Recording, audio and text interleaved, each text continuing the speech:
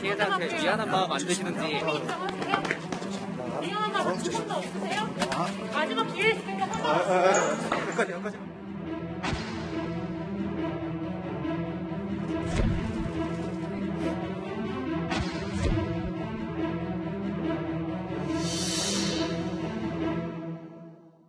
네, 오늘 탐사보도팀의 이서영 기자가 나왔습니다. 자, 이 사건 한 주 동안 우리 국민들이 많이 분노했던 사건인데요. 이 기자, 공군 군사경찰이 차량 블랙박스를 초기에 확보를 했습니다. 핵심 증거가 있었다는 건데 그런데도 축소하고 또 늑장 보고가 이루어지고 그랬던 거죠.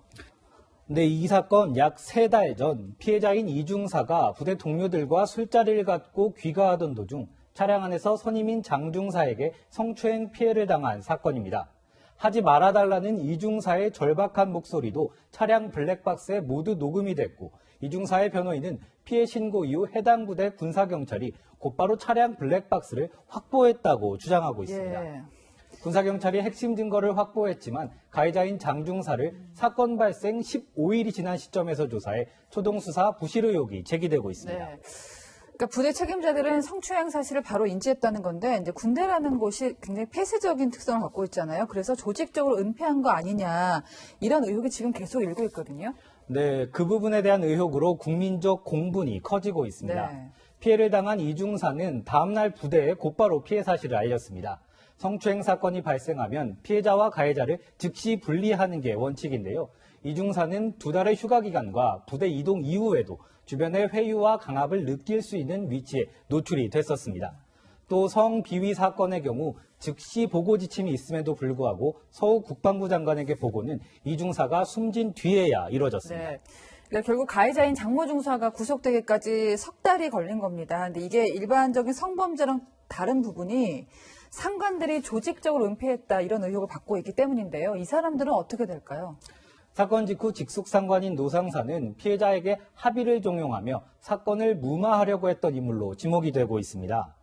유족은 이중사의 피해를 처음 알게 된 노상사와 노준이를 추가로 고소했습니다. 예. 유족 측 고소장에는 또 다른 한 명이 등장하는데요. 파견 나온 A 부사관인데 1년 전 이중사를 추행했다는 주장입니다. 국방부 검찰단은 조직적인 회유와 사건 은폐 시도 같은 2차 가해 정황을 수사하겠다며 해당 부대 등을 어제서야 압수수색했습니다. 네.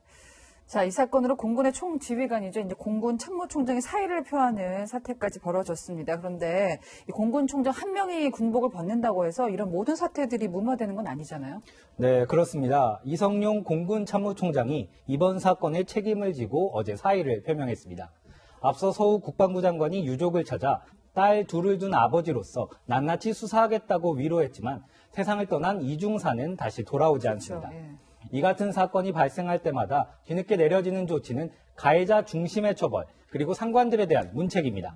관련자 문책이 두려워 폐쇄적인 군대 내에서 은폐와 축소 관행이 반복된다는 지적입니다.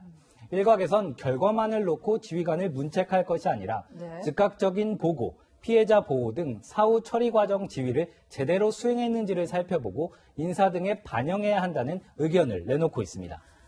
자, 근데 군이라는 특성상 사법 체계가 이제 지휘관의 의사가 반영될 수밖에 없습니다. 그러다 보니까 제 식구 감싸기 관행이 이어질 수밖에 없다. 이런 우려가 많은데요. 네, 현행법상으로는 이제 가해자가 군인이면 피해자의 의사와 상관없이 1심, 2심 재판을 모두 군사법원에서만 받습니다. 초기 수사를 하는 군 경찰만이 아니라 군 검찰 그리고 법원까지 모두 군인인 셈인데요. 네. 피해자보다 군 전체를 우선하는 수사와 판단을 우려하는 목소리가 많습니다.